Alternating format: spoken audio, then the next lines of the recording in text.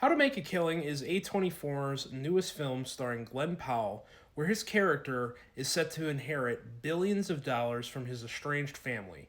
The only problem is there are seven relatives that are standing in his way, so he decides to take matters into his own hands.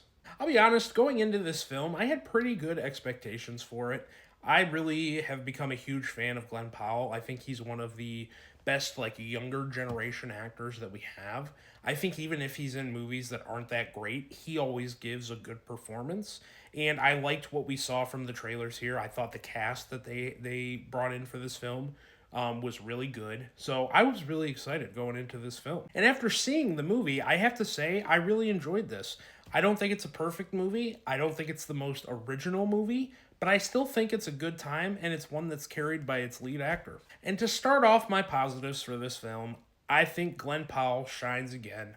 I think he brings another fantastic performance, and he brings a lot of charisma and excitement to a role that I don't know if any other actor would be able to bring. And the reason that I like his performance in this film is because he takes a character that I think otherwise, if it was played by anyone else, you would not root for in the slightest, and he makes them charming, and he makes them funny, and he makes his story interesting. There's a lot of things that this lead character does in this film that anyone else is doing it, you're not going to root for that person. You're not going to look at them as the protagonist or the good guy of the story. But because it's Glenn Powell, it just works. The backstory, though, that they give you for this character and why he wants to do this and why he wants to get this inheritance makes you actually relate and understand to the character and kind of make you root for him, and you pretty much kind of want to see some of these people die. But then eventually in the story, I won't go into spoilers, but eventually you get to a point, when a couple of the relatives have been offed, that, he gets to a point in his life where he's actually happy and he actually is living a better life than where he started off at the beginning of the movie. And that sets it up for when he makes some of the decisions that he does later on in the film, you still want to root for him, even though he's making clearly the wrong decisions. I also think that the dark comedy style humor that they go here actually made for some really good laughs. And I think it also provided some commentary about, rich lifestyle and the way that the rich treat other people and act towards other people who might not be as well off as them. So I really thought that that was very interesting and brought in some good commentary on the film that I wasn't nearly suspecting them to really get into. I mean, I guess when you watch the trailers, it was kind of obvious, but it wasn't one thing that I was really picking up on. Is the commentary of how these families treat even one another, and then treat the outside world. I think also the order in which they tell you the events of the story actually does make the stakes a little bit higher for the film. Like I said, it wasn't really revealed in the trailer, but the way and the structure in which they tell you the story, they kind of tell you where the ending of the movie is and where the story's at the very end of the movie, and then they go back and explain to you how you got there. And I think by knowing the end result, that actually makes the events of the movie as you go on this journey with Glenn Powell's character, I think that actually makes the stakes a little bit higher because at some point we're going to lead down this path and get to this point. So you're just waiting with bated breath until we get to that moment where inevitably things might go wrong. I also think the supporting cast in this film is really, really good, particularly both Jessica Henwick and Margaret Qualley. I think Jessica Henwick's character really is the heart of the film.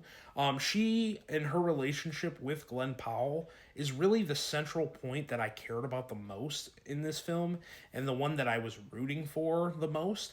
And then on the opposite side of that coin, you have Margaret Qualley, who from the trailers make you think her character is going to be one way, but then once you watch the movie, it's actually a nice surprise that her character and the arc that her character's on is definitely not what was led to believe. And I really enjoyed that. And I thought both of those girls gave great performances and did really good in their roles.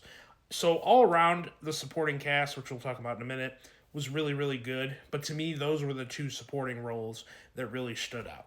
And even though the rest of the family has very small roles, I felt like every single actor there brought something good to the table, even though, like I said, they're on the screen for a very small amount of time.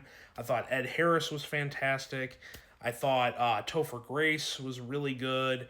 And I really think that having it kind of switch up and give you different dynamics between Glenn Powell and the rest of his family kind of felt like each chapter, and when he's focusing on each family member, felt like its own little short movie. And I enjoyed that. I thought that was really good and was a really fun aspect of the film. And I'll be honest, really, for about 85% of this movie, I was really having a good time. I was really enjoying myself. I really didn't have a lot of flaws with the film.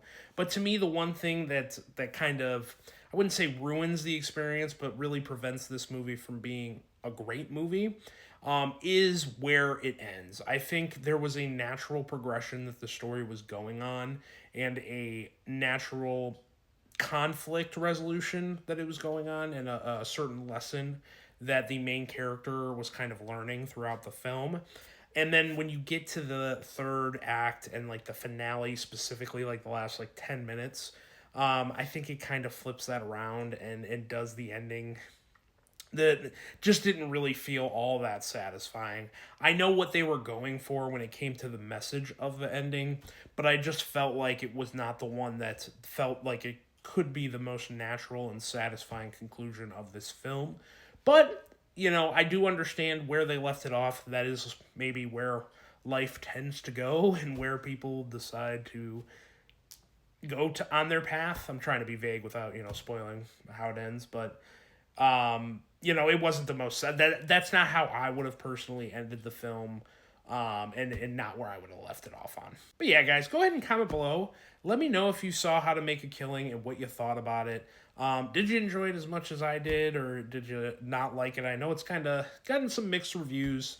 I don't think anything was super original in the movie either. I feel like that's kind of plot we've done before. But I had a fun time. Like I said, I think the film's carried by Glenn Powell. I think he's great. I think he continues to do really good in these roles. So just go ahead and comment below. Let me know what you thought. And everyone, have a great night.